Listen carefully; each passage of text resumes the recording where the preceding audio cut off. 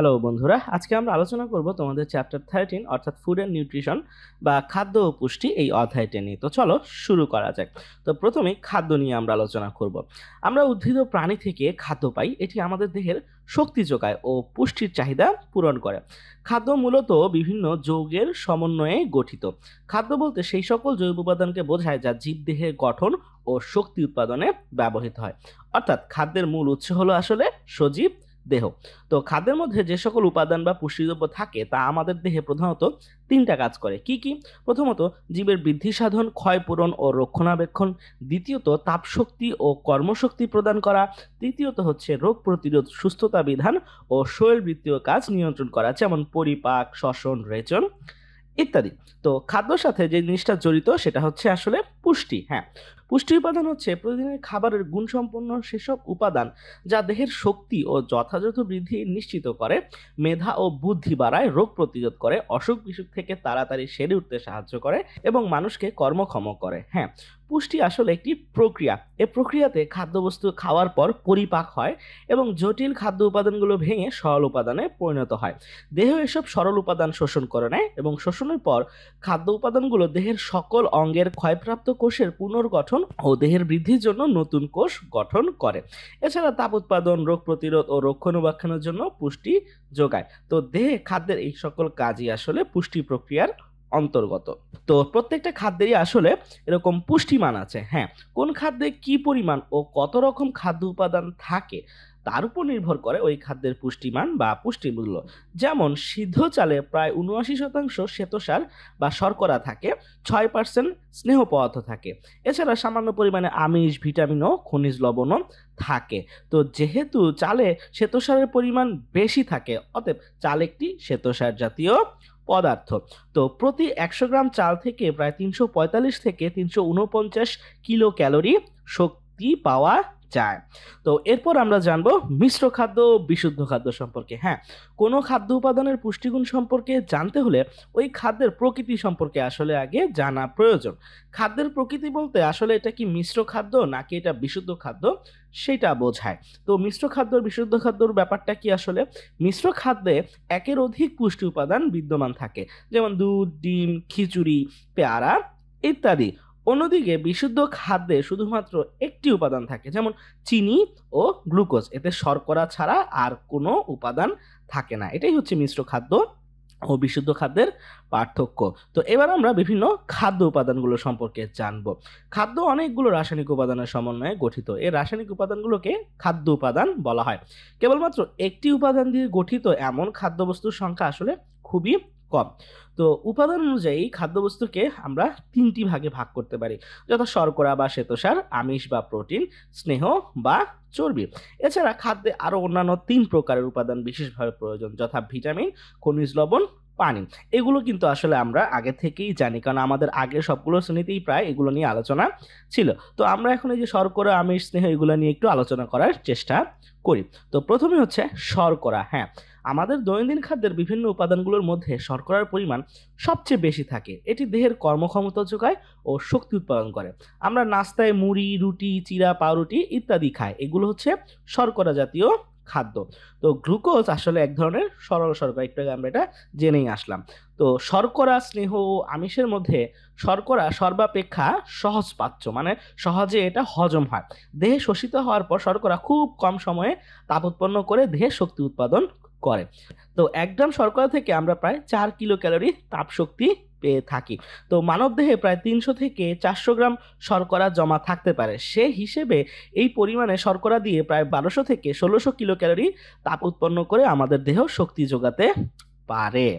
তো এই শর্করার কিছু প্রকারভেদ আছে। সব শর্করা কার্বন, হাইড্রোজেন ও অক্সিজেন এই ৩টা মৌলিক উপাদানের সমন্বয়ে গঠিত।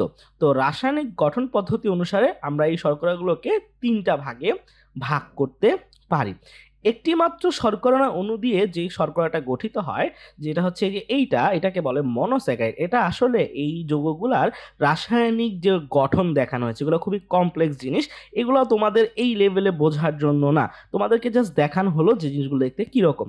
তো এটাকে মনোস্যাকারাইডকে আসলে আমরা সরল শর্করা বলে থাকি। মানবদেহ পরিপুষ্টির জন্য সরল শর্করা গ্রহণ অত্যাধিক গুরুত্বপূর্ণ, কারণ মানুষ কেবলমাত্র সরল শর্করাটাই সরাসরি গ্রহণ করতে পারে। অন্যদিকে এগুলো হলো দ্বিশর্করা বা বহু শর্করা। দ্বিশর্করাকে আমরা বলি ডাইস্যাকারাইড, আর বহু শর্করা মানে হচ্ছে পলিস্যাকারাইড। এগুলো আসলে পরিপাকের মাধ্যমে সরল শর্করায় পরিণত হয়, তারপর সেটা দেহে শোষণযোগ্য হিসেবে দাঁড়ায়। তো গ্লুকোজ, ফ্রুক্টোজ, গ্যালাক্টোজ এই তিনটি শর্করার মধ্যে গ্লুকোজ রক্তের মাধ্যমে সারা দেহে পরিবাহিত হয়। বয়স, দেহের ওজন, উচ্চতা এবং পরিশ্রমের মাত্রার উপর আসলে শর্করার চাহিদা নির্ভর করে। তো শর্করার চাহিদা কি এবং এর অভাবজনিত রোগ কি সেটা সম্পর্কে আমরা এখন জানব। আমাদের মোট প্রয়োজনীয় ক্যালোরি শতকরা 60 থেকে 70% শর্করা হতে গ্রহণ করা দরকার। একজন পূর্ণবয়স্ক পুরুষের দৈনিক শর্করার চাহিদা তার দেহের ওজনের প্রতি কিলোগ্রামে 4.6 গ্রাম হয়ে থাকে। তাহলে একজন 60 কেজি ওজনের পুরুষ মানুষের গড়ে দৈনিক শর্করার চাহিদা কত হবে?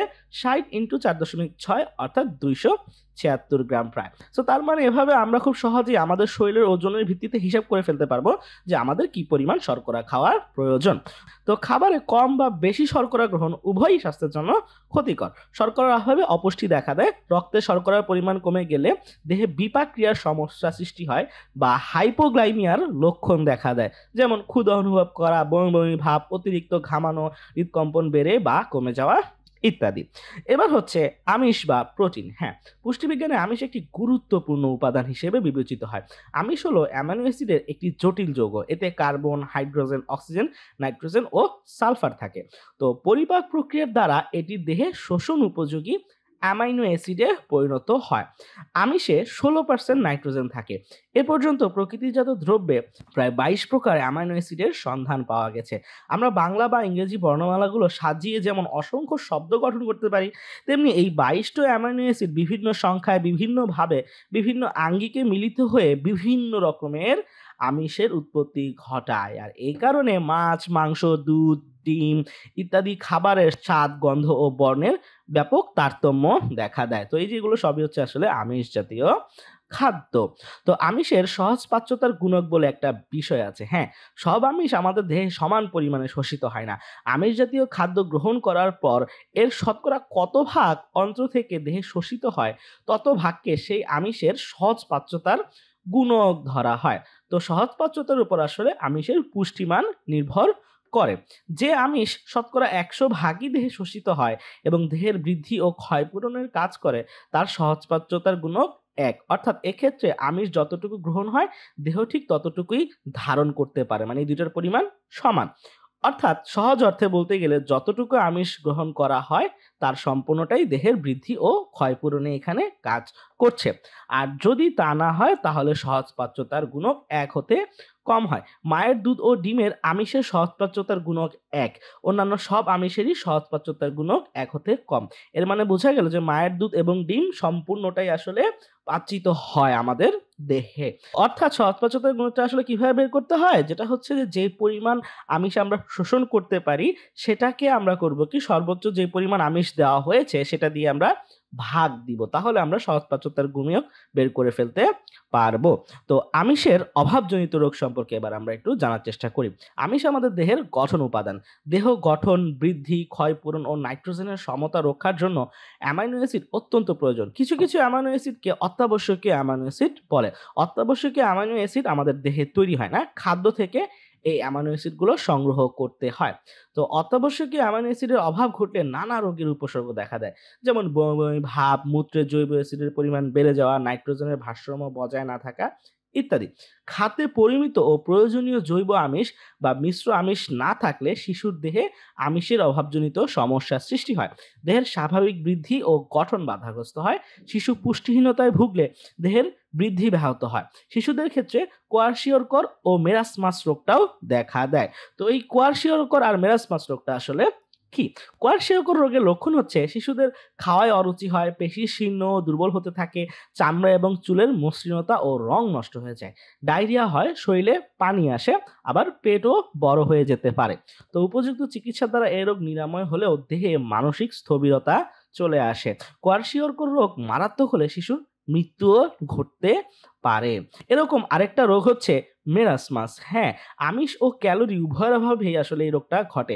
ফলে দেহের বৃদ্ধি বন্ধ হয়ে যায়, শরীর শীর্ণ হয়ে অস্থি চর্মসার হয়ে পড়ে, চামড়া বা ত্বক খসখসে হয়ে ঝুলে পড়ে, শরীরের ওজন হ্রাস পায়। আসলে এই রোগটা শিশুদের জন্য খুব বিপজ্জনক। এছাড়া প্রোটিনের অভাবে বয়স্কদের যেটা হয়, রোগ প্রতিরোধ ক্ষমতা কমে যায় ও রক্ত স্বল্পতাও দেখা দেয়। সো তার মানে আমরা বুঝতে পারছি যে আমিষের গুরুত্বটা কত বেশি। এরপর হচ্ছে স্নেহ বা চর্বি সম্পর্কে আমরা জানবো। স্নেহ পদার্থ ফ্যাটি অ্যাসিড ও গ্লিসারলের সমন্বয়ে গঠিত একটি যৌগ। একে তাপ ও শক্তি উৎপাদনকারী উপাদানও বলা হয়। স্নেহ পদার্থে কার্বন, হাইড্রোজেন ও অক্সিজেনের পরিমাণ বেশি থাকে। কার্বনের দহন ক্ষমতা বেশি থাকায় স্নেহ পদার্থের অণু থেকে বেশি তাপশক্তি উৎপন্ন হয়। তো এই স্নেহ পদার্থ পরিপাক হয়ে ফ্যাটি অ্যাসিড এবং গ্লিসারলে পরিণত হয়।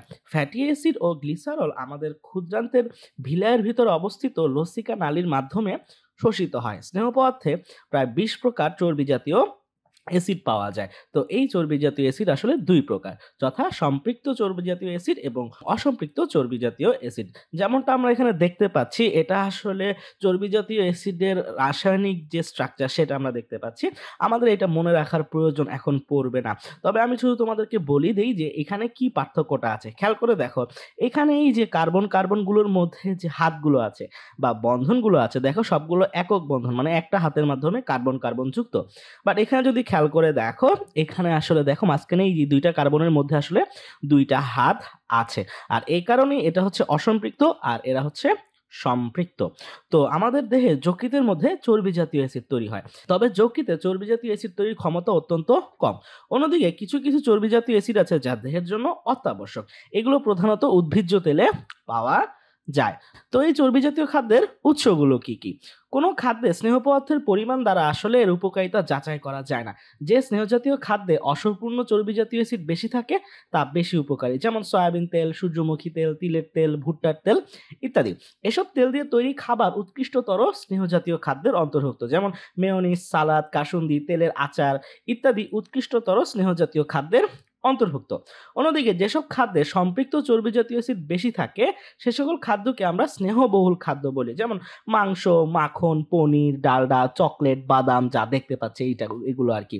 তো পুষ্টিবিজ্ঞানীদের মতে দৈনিক মোট শক্তির 20 থেকে 30% শক্তি স্নেহ থেকে পাওয়া যায়। দৈনিক খাবারে এমন স্নেহযুক্ত খাদ্য অন্তর্ভুক্ত করা উচিত যা অত্যাবশ্যকীয় চর্বি জাতীয় অ্যাসিড যোগাতে পারে এবং ভিটামিন দ্রবণে সক্ষম হয়। তো এই চর্বির অভাবে কি রোগ হয়?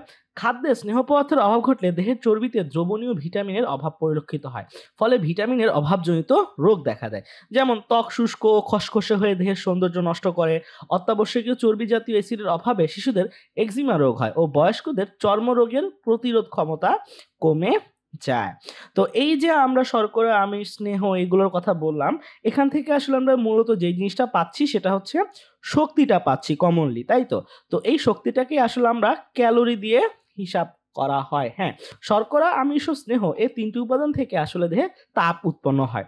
এই উৎপন্ন তাপ আমাদের দেহে কাজ করার শক্তি যোগায়। এই তাপ আমরা ক্যালোরিতে প্রকাশ করি। 1000 ক্যালোরিতে হয় 1 কিলো ক্যালোরি। খাদ্যের তাপশক্তি মাপের একক হলো এই কিলো ক্যালোরি এবং দেহের শক্তির চাহিদাও আসলে এই কিলো ক্যালোরিতেই নির্ণয় করা হয়। তো কোনো খাদ্যে পুষ্টি উপাদান ও তার পরিমাণ জানার জন্য শর্করা, আমিষ ও চর্বির ক্যালোরি মূল্য বের করতে হয়। এক্ষেত্রে ভিটামিন, খনিজ লবণ ও পানির ক্যালোরি মূল্য 0 ধরে হিসেব করতে হবে। তো আমাদের দেহে 1 গ্রাম শর্করা থেকে প্রায় 4 কিলো ক্যালোরি, 1 গ্রাম আমিষ থেকেও 4 কিলো ক্যালোরি এবং 1 গ্রাম চর্বি থেকে প্রায় 9 কিলো ক্যালোরি শক্তি উৎপন্ন হয়। তো আমাদের দেহে এই শক্তি 2 ভাবে ব্যয় হয়, যথা দেহের অভ্যন্তরীণ কাজে অর্থাৎ মৌলবিপাকে এবং পরিশ্রমের কাজে। তো আমাদের কার কি পরিমাণ ক্যালোরির চাহিদা রয়েছে? আমাদের দেহের ভিতরে খাদ্য পরিপাক, শ্বসন, রক্ত সংবহন ইত্যাদি কার্যক্রম বিপাক ক্রিয়ার অন্তর্গত। বিপাক ক্রিয়া চালানোর জন্য যে শক্তি প্রয়োজন হয় তাকে মৌল বিপাক বলে। আবার শারীরিক পরিশ্রমেও আমাদের শক্তি ব্যয় হয়। তো প্রতিদিন কার কত ক্যালোরি বা তাপশক্তির প্রয়োজন তা নির্ভর করে প্রধানত বয়স, দৈহিক উচ্চতা এবং দৈহিক ওজনের উপর। এছাড়া বিভিন্ন পেশা এবং স্ত্রী পুরুষ ভেদে দৈনিক ক্যালোরির চাহিদা কম বা বেশি হয়ে থাকে। একজন লোকের কি পরিমাণ শক্তি দরকার তা আমরা কেমন করে জানতে পারবো? একজন লোকের দৈনিক কি পরিমাণ শক্তি দরকার তা প্রধানত 3টি বিষয়ের উপর নির্ভর করে হিসাব করা যেতে পারে, যথা মৌলবিপাক, দৈহিক পরিশ্রম এবং খাদ্যের প্রভাব।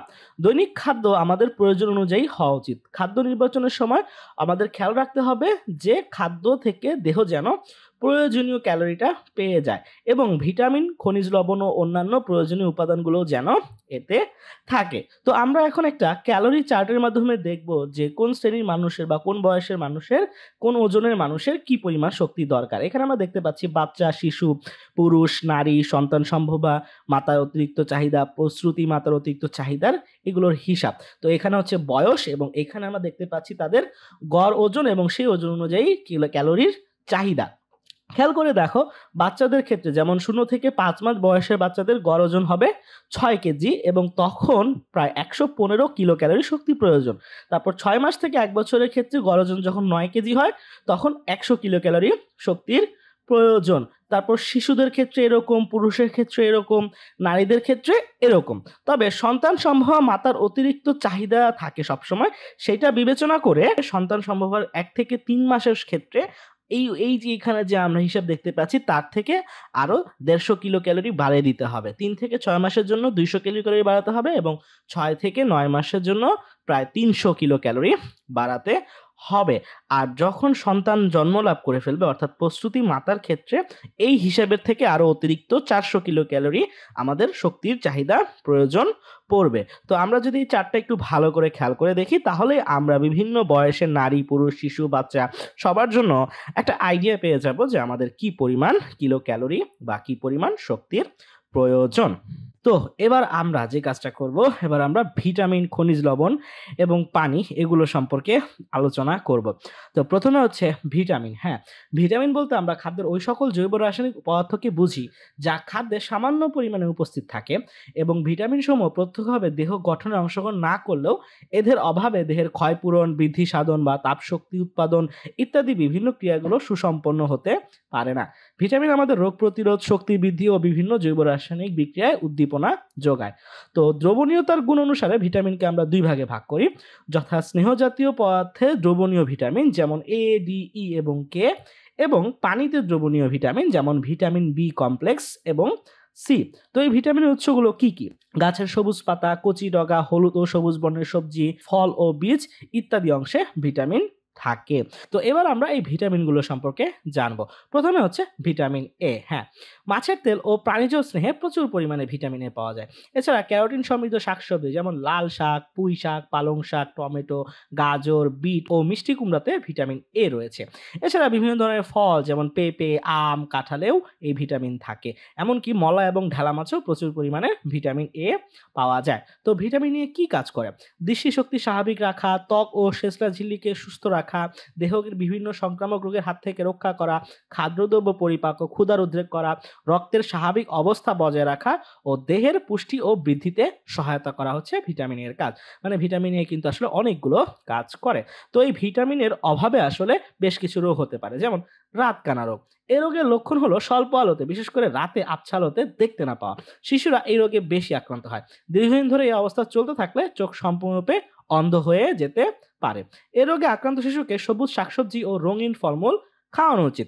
ভিটামিন এ ক্যাপসুল রাতকানা রোগ প্রতিরোধে সাহায্য করে। আমাদের দেশে বিভিন্ন টিকা দিবসে এই ভিটামিন এ ক্যাপসুলটা আসলে খাওয়ানো হয়। তো ভিটামিন এর অভাব হলে আরো এক ধরনের রোগ হতে পারে, যেটাকে আমরা বলি জেরপ্থ্যালমিয়া। এটা কি? ভিটামিনের অভাব ঘটলে চোখের কর্নিয়ার আচ্ছাদন ক্ষতিগ্রস্ত হয়। কর্নিয়া হচ্ছে চোখের উপরে এই যে সাদা অংশটা আর কি। তো কর্নিয়ার উপর শুষ্ক একটা স্তর পড়ে, তখন চোখ শুকিয়ে যায় এবং পানি পড়া বন্ধ হয়ে যায়। চোখে আলো সহ্য হয় না, চোখে পুঁজ জমে এবং চোখের পাতা ফুলে যায়। এই অবস্থায় উপযুক্ত চিকিৎসা করালে এ রোগ থেকে উপশম পাওয়া যেতে পারে। তবে সময় মতো চিকিৎসা না করালে শিশু অন্ধ হয়ে যেতে পারে। এছাড়া ভিটামিন এ এর অভাব ঘটলে দেহের স্বাভাবিক বৃদ্ধি ব্যাহত হয়। সর্দি, কাশি, ইনফ্লুয়েঞ্জা ইত্যাদি রোগও হতে পারে। এরপর হচ্ছে ভিটামিন বি কমপ্লেক্স। আসলে ভিটামিন বি কোনো একটা ভিটামিন না, এটার মধ্যে আসলে অনেকগুলো ভিটামিন থাকে, তাই এটাকে ভিটামিন বি কমপ্লেক্স বলা হয়। ভিটামিন বি কমপ্লেক্সের কাজ হলো বিশেষ বিশেষ উৎসেচকের অংশ হিসেবে আমিষ, শর্করা ও স্নেহ পদার্থকে বিশ্লিষ্ট করে এদের অন্তর্নিহিত শক্তিকে মুক্ত করতে সাহায্য করা। তো বিভিন্ন ভিটামিন বি এর মধ্যে রয়েছে vitamin B one, vitamin B2, vitamin বি6, vitamin বি12। তো এগুলো কি কাজ করে? ভিটামিন বি1 বা থায়ামিনের প্রধান কাজ হলো শর্করা বিপাকে অংশগ্রহণ করে শক্তিমুক্ত করা।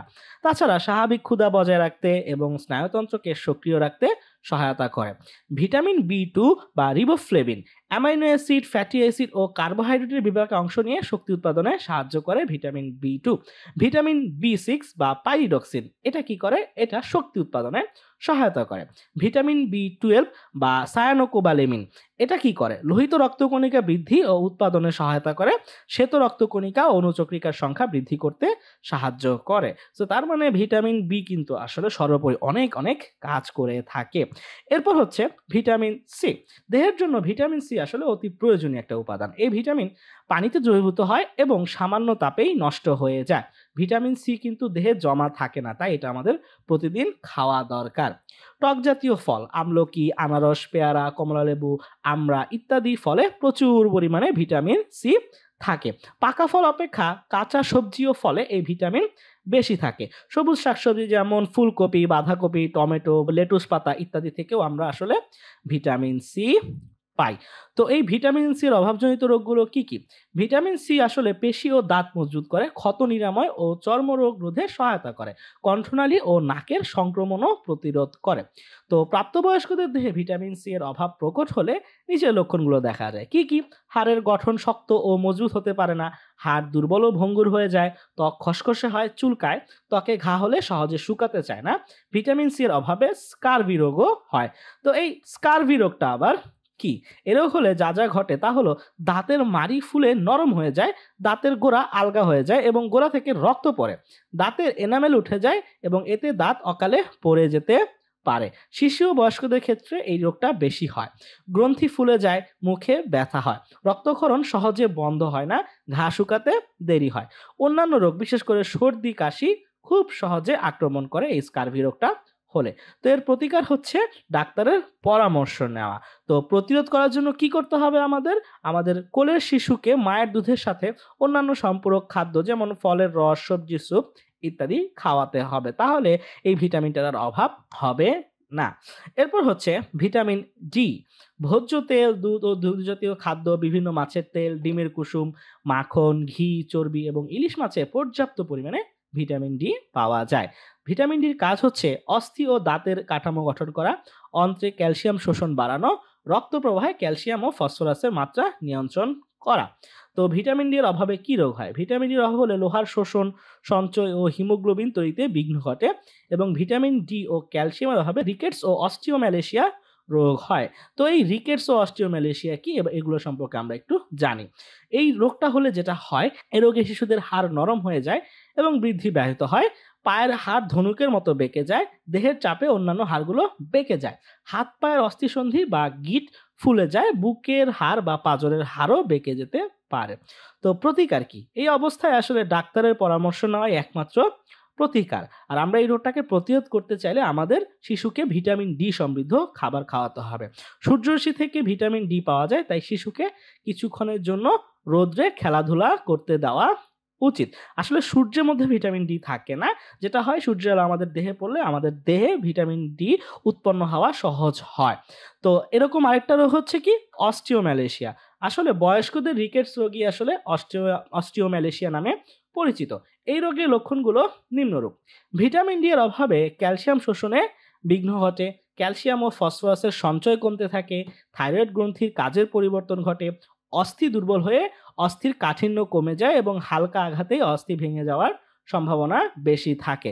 যেমনটা আমরা এখানে দেখতে পাচ্ছি, একজন নরমাল মানুষের হাড়ের ক্ষেত্রে তার ভেতরে কি অবস্থা হয় এবং যখন রিকেটস বা অস্টিওম্যালেশিয়া হয় তখন তার হাড়ের ভেতরের গঠনটা কেমন হয়ে যায়। তো এই রোগের প্রতিকারটা কি? উপরের লক্ষণগুলো যদি দেখা দেয় তাহলে ডাক্তারের পরামর্শ নেওয়া অত্যন্ত জরুরি। উপযুক্ত পরিমাণ ক্যালসিয়াম ও ভিটামিন ডি যুক্ত খাবার গ্রহণ করতে হবে। প্রয়োজনে এই উপাদানগুলোর জন্য আলাদা ওষুধ সেবন করাও একান্ত জরুরি।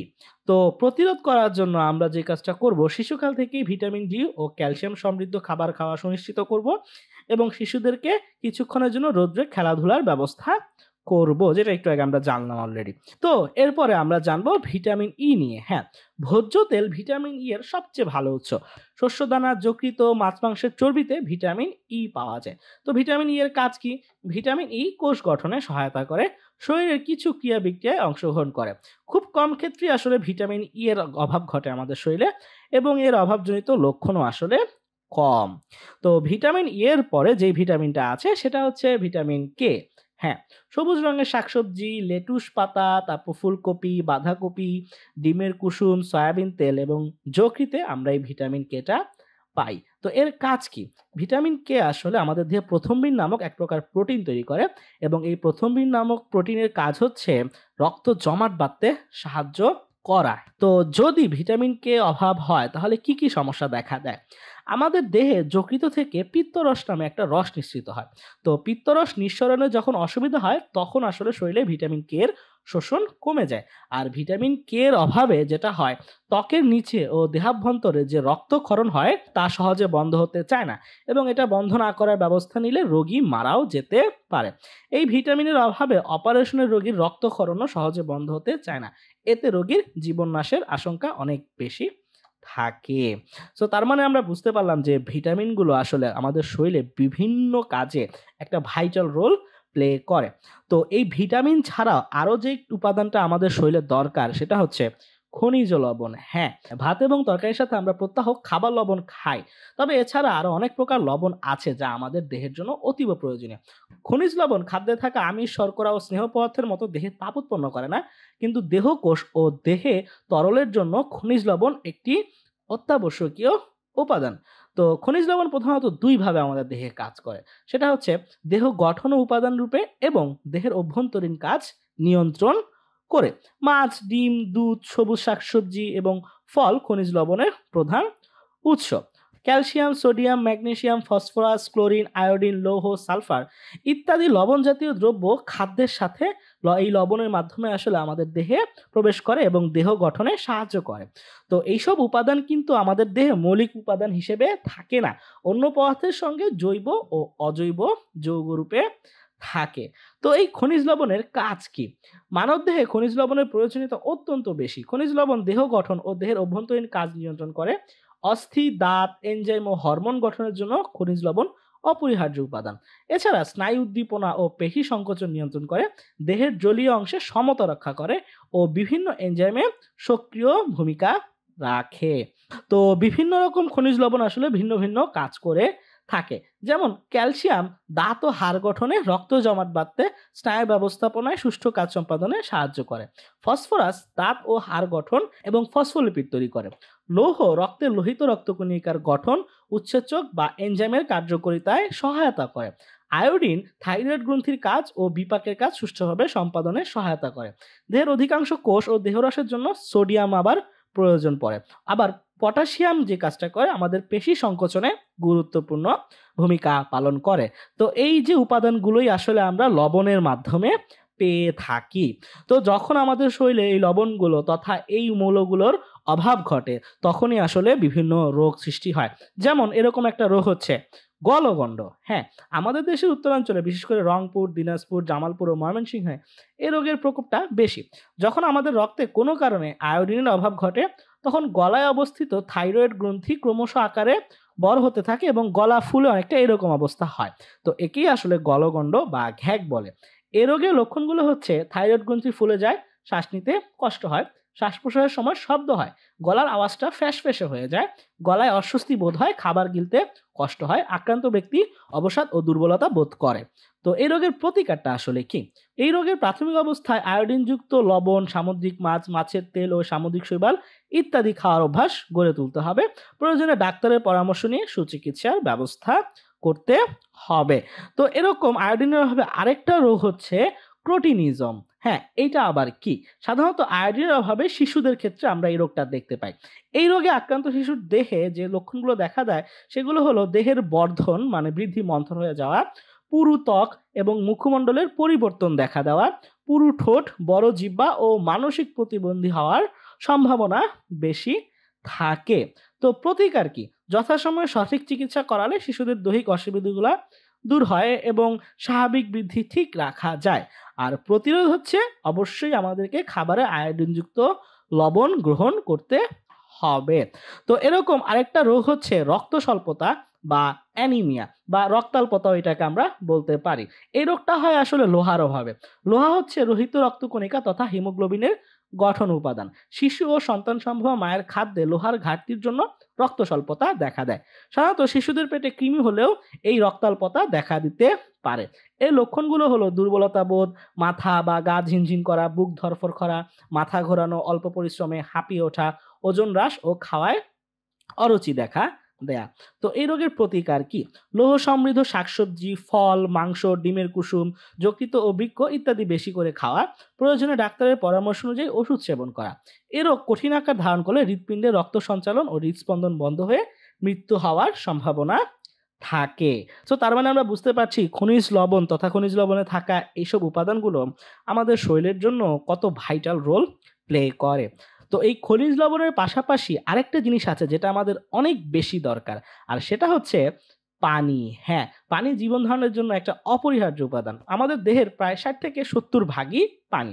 দেহ গঠনে পানির প্রয়োজনীয়তা সবচাইতে বেশি। এই পানি আমাদের অস্থি, মাংস, ত্বক, নখ, দাঁত ইত্যাদি এবং কোষের ভেতরে এবং বাইরে থাকে। প্রায় সব খাদ্যেই কম বেশি পানি থাকে, তবে আমরা আলাদাভাবে পানি পান করে দেহের চাহিদা মিটাই। দেহ গঠন ছাড়াও পানি দেহের সব অভ্যন্তরীণ কাজ নিয়ন্ত্রণ করে। পানি ছাড়া দেহের ভিতরে কোনো রাসায়নিক ক্রিয়া হতে পারে না, এটা দেহের দ্রাবক রূপে কাজ করে। বিভিন্ন খনিজ লবণ পানিতে দ্রবীভূত থাকে। পানিতে দ্রবণীয় অবস্থায় খাদ্যের পরিপাক ক্রিয়া চলে। আবার পানিতে দ্রবীভূত থেকেই খাদ্য উপাদান দেহে শোষিত হয়। মানে পানি এক কথায় অনেক কাজ করে। তো পানির আরো যে কাজগুলো আছে সেগুলো হলো দেহের পানি সমতা রক্ষা করে, কোষের গোলাগুলি নিয়ন্ত্রণ করে এবং কোষীয় অঙ্গাণুসমূহকে সে ধারণ করে। পানির জন্যই রক্ত সঞ্চালন ও তাপ নিয়ন্ত্রণ সম্ভব হয়। আর পানির মাধ্যমেই আসলে দেহ থেকে দূষিত পদার্থ অপসারণ হয়, যেমন মূত্র ও ঘাম। তো যখন আমাদের শরীরে পানির ঘাটতি তৈরি হয় তখনই তৈরি হয় পানি শূন্যতা। হ্যাঁ, কোনো কারণে দেহে পানির পরিমাণ কমে গেলে কোষগুলোতে পানি স্বল্পতা দেখা দেয়। কোষের পানি কমে গেলে অতিরিক্ত পিপাসা হয়, রক্তের চাপ কমে যায়, রক্ত সঞ্চালনে অসুবিধা হয়, বিপাক ক্রিয়ায় ব্যাঘাত ঘটে। পানির অভাবে দেহের ওজন কমে যায় ও পেশি ও স্নায়ুকোষ দুর্বল হয়ে পড়ে। দেহে পানির পরিমাণ 20% নিচে নেমে গেলে দেহের স্বাভাবিক কাজে বিঘ্ন ঘটে, ফলে রোগী অচেতন হয়ে পড়ে, এমনকি মৃত্যু পর্যন্ত ঘটতে পারে। কলেরা এবং উদরময় রোগে মলের সাথে বা বমির সাথে দেহ থেকে হঠাৎ করে বেশ কিছু পরিমাণ পানি বের হয়ে যায়, ফলে এই রোগগুলো হলে দেহে পানি শূন্যতার সৃষ্টি হয়। এসব রোগ হলে রোগীকে স্যালাইন বা লবণ পানির শরবত খাওয়াতে হবে। এটা কলেরা বা উদরময় রোগের সবচেয়ে সহজ চিকিৎসা। এছাড়া আন্তর্জাতিক উদরময় গবেষণা কেন্দ্র কর্তৃক তৈরি স্যালাইনের প্যাকেটও পাওয়া যায়। সম্প্রতি শস্য স্যালাইন নামক আরেকটি খাওয়ার স্যালাইন উদ্ভাবিত হয়েছে। 1 লিটার পানি, 50 গ্রাম চালের গুঁড়া ও 1 চিমটি লবণ মিলিয়ে এই স্যালাইন তৈরি করা হয়। তো আমরা যদি এরকম পানি শূন্যতা অনুভব করি বা আমাদের যদি এই রোগগুলো হয় তাহলে আমরা এই প্রতিকারগুলো গ্রহণ করতে পারি। তো এরপরে আমাদের আরেকটা জিনিস সম্পর্কে জানতে হবে যেটার ভূমিকা আমাদের শরীরে আছে, সেটা হচ্ছে রাফেজ বা আঁশযুক্ত খাদ্য। হ্যাঁ, রাফেজ আসলে কোনো পুষ্টি উপাদান নয়। শস্যদানা, ফলমূল, শাকসবজির অপাচ্য অংশকেই রাফেজ বলে। দেহের ভিতরে রাফেজের কোনো পরিবর্তন ঘটে না, তবে স্বাস্থ্য রক্ষার জন্য এটা একটা গুরুত্বপূর্ণ উপাদান। রাফেজ পৌষ্টিক নালীর ভিতর দিয়ে সরাসরি স্থানান্তরিত হয়। ফল ও সবজির রাফেজ হলো আসলে সেলুলোজ নির্মিত কোষ প্রাচীর। এছাড়া আঁশযুক্ত খাবার থেকেও রাফেজ পাওয়া যায়। মল সৃষ্টিতেও আসলে রাফেজের বিশেষ ভূমিকা রয়েছে, কারণ মলের অধিকাংশ অংশই থাকে এই রাফেজ। তো এতক্ষণ ধরে তাহলে আমরা ভিটামিন, খনিজ লবণ, পানি ইত্যাদি অনেক কিছুর যে গুরুত্বগুলো বুঝলাম, সেই গুরুত্বগুলো যদি আমরা বুঝে কাজে লাগাতে চাই তাহলে আমাদের আসলে যে কাজটা করতে হবে সেই খাবারগুলো গ্রহণ করতে হবে, এবং সেজন্য আমাদের যেই ধরনের খাবারটা খেতে হবে সেটাকে আসলে আমরা বলি সুষম খাদ্য। হ্যাঁ, যে সমস্ত খাদ্যবস্তু দেহের ক্যালোরির চাহিদা পূরণ করে, টিস্যু কোষের বৃদ্ধি ও গঠন বজায় রাখে এবং দেহের শরীরবৃত্তীয় কার্যাবলীকে সুষ্ঠুভাবে নিয়ন্ত্রণ করতে পারে তাকেই আসলে সুষম খাদ্য বলে। অর্থাৎ সুষম খাদ্য বলতে বোঝায় 6টি উপাদান বিশিষ্ট পরিমাণ মতো খাবার যা ব্যক্তি বিশেষের দেহের চাহিদা মেটায়। এই 6টি উপাদান কি আমরা বুঝতে পারছি না? হ্যাঁ, এটা হচ্ছে শর্করা, আমিষ, স্নেহ, ভিটামিন, খনিজ লবণ ও পানি। তো বয়স, লিঙ্গভেদ, দৈহিক অবস্থা, শ্রমের পরিমাণ হিসেবে পুষ্টির প্রয়োজনীয় উপাদানগুলো উপযুক্ত পরিমাণে সুষম খাদ্যের অন্তর্ভুক্ত থাকে। তো যে শর্তগুলো পালনে খাবার সুষম হয় সেগুলো হলো প্রতিবেলার খাবারে আমিষ, শর্করা, স্নেহ পদার্থ এই ৩টি শ্রেণীর খাবার অন্তর্ভুক্ত করে খাদ্যের টোটাল ৬টি উপাদানের অন্তর্ভুক্তিকরণ নিশ্চিত করতে হয়। প্রত্যেক শ্রেণীর বয়স, লিঙ্গ ও জীবিকা অনুযায়ী খাদ্য সরবরাহ করা। দৈনিক ক্যালোরির ৬০ থেকে ৭০% শর্করা থেকে, ১০% আমিষ থেকে এবং ৩০ ও ৪০% স্নেহ জাতীয় পদার্থ থেকে সংগ্রহ করার ব্যবস্থা থাকতে হয়। তাহলে সেটাকে আমরা সুষম খাদ্য বলতে পারবো। তো এই সুষম খাদ্য আমরা প্রস্তুত যদি করতে চাই তাহলে আসলে সেটার জন্য কিছু নিয়ম আছে। হ্যাঁ, তো এই নিয়মগুলো মেনে সুষম খাদ্য প্রস্তুত করলে আমরা সর্বোচ্চ এবং ভালো ফলাফলটা পাবো। তো নিয়মগুলো কি, কি? প্রথমত খাদ্যের বিভিন্ন উপাদানগুলো ব্যক্তি বিশেষের বয়স, কর্ম ও শারীরিক অবস্থা ভেদে যে বিভিন্ন ধরনের হয় সেদিকে লক্ষ্য রেখে খাদ্য তালিকা প্রস্তুত করতে হবে। দৈহিক প্রয়োজন অনুযায়ী খাদ্যের তাপমূল্য বা ক্যালোরি, তাপশক্তির পরিমাণ নিশ্চিতকরণ করতে হবে। খাদ্যের দেহ গঠন ও ক্ষয়পূরণ উপযোগী আমিষ সরবরাহ করতে হবে। খাদ্যের যথোপযুক্ত ভিটামিন, খনিজ লবণ ও পানির উপস্থিতি থাকা উচিত। বিভিন্ন খাদ্যের পুষ্টিমান ও খাদ্যের শ্রেণীবিভাগ সম্বন্ধে জ্ঞান অর্জন করে প্রথমে খাদ্যের মূল বিভাগগুলো থেকে খাদ্য বাছাই করা উচিত এবং খাদ্য বাছাইয়ে বৈচিত্র্য থাকা, মানে একই ধরনের খাবার সবসময় না থাকা। খাদ্য তালিকা প্রস্তুতির সময় খাদ্যাভ্যাস সম্পর্কে সচেতন থাকা, ব্যক্তি ও পরিবারের আর্থিক সংগতির দিক ভেবে খাদ্য তালিকা প্রস্তুত করা, ঋতু ও আবহাওয়ার কথা চিন্তা করে খাদ্য তালিকা প্রস্তুত করা। তো এই জিনিসগুলো মাথায় রেখে যদি আমরা সুষম খাদ্য প্রস্তুত করি তাহলে আমরা এতক্ষণ ধরে খাদ্যের যে গুণাগুণ বা যা কিছু সম্পর্কে জানলাম সবগুলো আমরা প্রপারলি অ্যাপ্লাই করতে পারবো। তো আজকের মতো এই চ্যাপ্টারের আলোচনা এখানেই শেষ করে দিয়ে আমি আহসান সাইন অফ করছি। সবাই সুষম খাদ্য খাও, ভালো থাকো, সুস্থ থাকো। দেখা হচ্ছে পরবর্তী অধ্যায়ে। টাটা।